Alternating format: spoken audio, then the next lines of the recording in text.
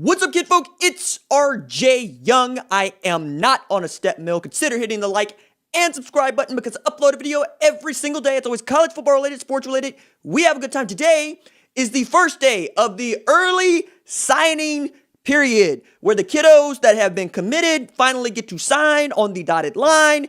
And we have mass hysteria of the good kind for me because like Flipsmas is awesome. Like Flipmas is one of my favorite days of the year because Flipmas is when the dude that you thought you needed, the dude that you thought you had, is the dude that decides, I'm going over here now.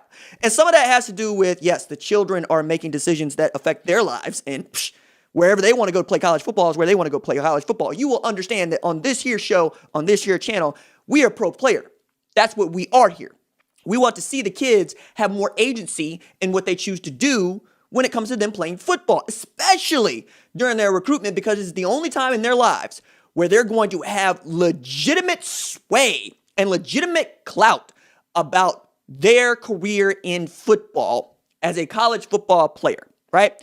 You get that back to some degree when you go into the NFL, but not really, because you are what you are by then. And if you are Patrick Mahomes, yeah, you're going to be able to negotiate a $500 million contract. But that ain't what most people are, right? What most people in the NFL are 3 years and they're out. 3 years of trying to save the money that you are making while also trying to take care of the entire family that helped you get on. That's what you're doing. Now, that starts with this period. It's my favorite period because the kiddos are still becoming who they are. Some of them are extremely bright and extremely smart. Others are looking around going, your facilities suck, your facilities suck, your facilities suck. Oh, you got nice facilities. I think I can go there.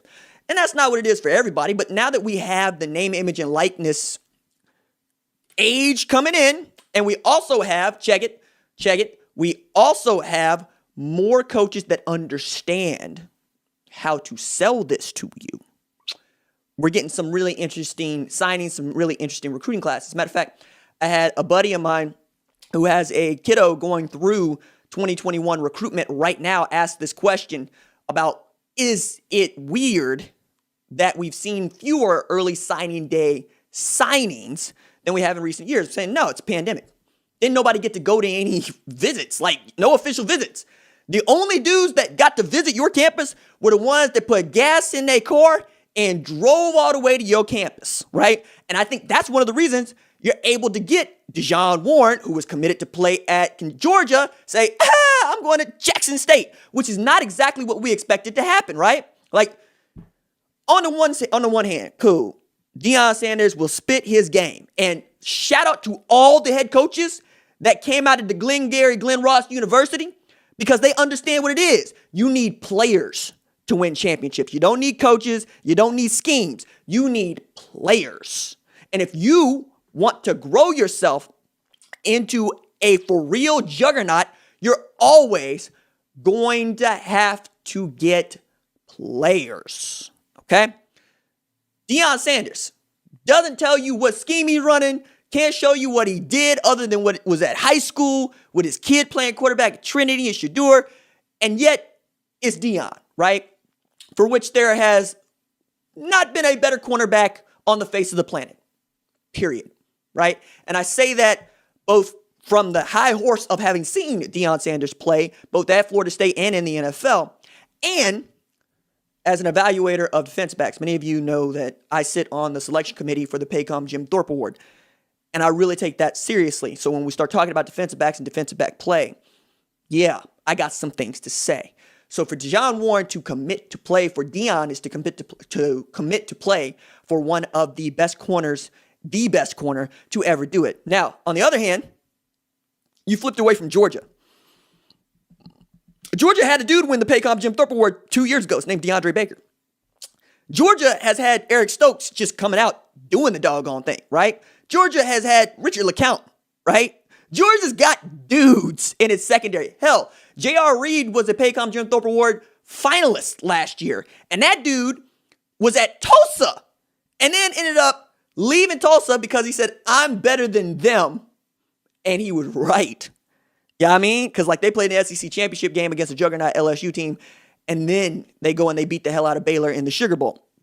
So For DeJahn Warren, the number one cornerback in the junior college ranks in 2021, to flip his commitment not just to another to another Power 5, but to an FCS school, to the SWAC, to Deion Sanders, feels like a harbinger of things to come. Now, I hope that it is, because I would like nothing more than to see Jackson State go in destroying people. Not particularly just destroying the WAC, but like I would like to see Jackson State challenge for a national championship. Do I think that they're gonna in his first year? Hell no.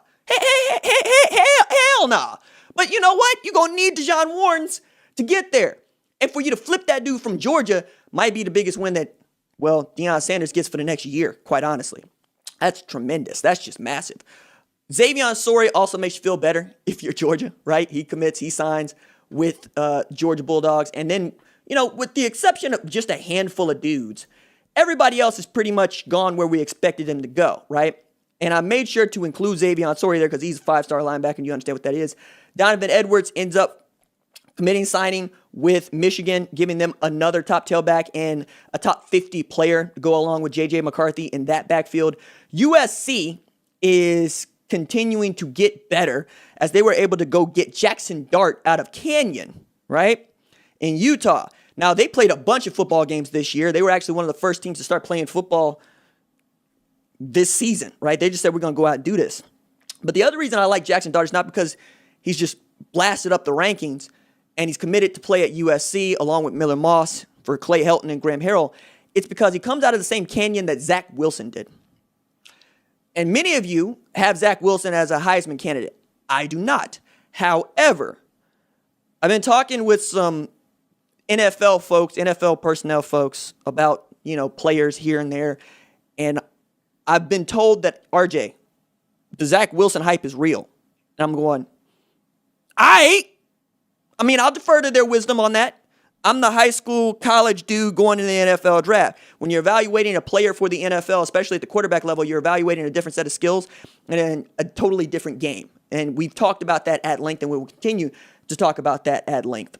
One of the other things that I thought was really interesting about the Jackson Dart landing spot for USC is that if Jake Garcia doesn't decommit earlier, perhaps we're talking about Jackson Dart going almost anywhere else. And then Ole Miss managing to go and get four-star in-state quarterback MJ Daniels. Like, that was awesome. And then watch him flip to Mississippi State. Like, that was... I was thinking the lane train was going to be working overtime. Like, I thought the lane train was going to be able to put everything together, and then MJ Daniels is going to go play for Mike Leach. Duh. Right? And then we get him back going to Ole Miss, and I'm going, I can't keep up. I mean, I can't keep up because I kept up with Zach Evans' recruitment, but like, that dude was the 197th overall recruit in the top 247 and had committed to Ole Miss in December and then later committed to Mississippi State in September, reaffirmed that commitment, and then flipped back to the Rebels on the day of when the dotted line has to be signed. Not unlike, you know, what we've seen in other places. Like I remember, you know, Jamar Chase had committed to like 5 different places before he ended up at LSU. Matter of fact, it's one of my favorite stories in recruiting because like David Beatty even managed to put up a cardboard fence around Jamar Chase committed to Kansas. And then there was Florida in there. And then he was going to go to Texas Christian. He had Texas Christian gloves in the box, getting ready to make his announcement on national television. But they ran out of time on the national television program. And Jamar Chase took that as a sign that he wasn't supposed to go to Texas Christian. Man ends up at LSU, wins the Biletnikoff Award en route to a national championship. And then forgoes his last year of playing college football because, well, he's going to be, if not wide receiver 1, at worst, wide receiver 3 at worst, and a first-round draft pick. Like, it's amazing. But, like, the big news, I think, is DeJahn Warren choosing to go to Jackson State. I don't know that we're going to find a bigger flip than Georgia to Jackson State, though there have been some in the running here, and we've seen a bunch of dudes, especially as it relates to Alabama and LSU, choose to do something else, like Keanu Coate, who was committed to LSU. He going to Bama now, right? And then there's taking a look at the rankings, which kind of feels useless right now, but we will do it because this is about 3 o'clock Central Standard Time. Alabama's at number 1 with 23 in the boat. Ohio State signed all 21 of its commits with 21 in the boat. Brief note on Ohio State. With Jack Sawyer signing his letter of intent, Ohio State became the first program in history to sign the number 1 player in back-to-back classes according to ESPN. Okay, just going to caveat, according to ESPN. Georgia's at number 3 with 20 commits. LSU's at number 4 with 21 commits. Clemson at number 5 with 18 commits. Will Shipley's going to turn them into just, again, running backs. Like, you're like, DeMarcus Bowman goes into the transfer portal. Comes out of Florida. Doesn't matter. We got Will Shipley coming in. Yikes, dog. And then Lynn J. Dixon is still back there behind Travis Etienne. Oregon at number 6. Oklahoma vaulting up to number 7. 16 commits, led by 5-star Caleb Williams, quarterback who Lincoln Riley said earlier today, that dude was willing to walk on to play at Oklahoma. Like, that's strong. That's strong. And then add Billy Bowman to the mix. Cody Jackson was on You Got Mount Moss, and he was the first commit to the 2020 class for Dennis Simmons and Lincoln Riley. You got dudes, man. You got dudes. Number 8, Florida. Number 9, Notre Dame. Number 10, Michigan, with USC charging all the way up, right? Like Fat Joe. Nothing can stop me. I'm all the way up. All right, let me see. There was a couple of other things that I wanted to get into.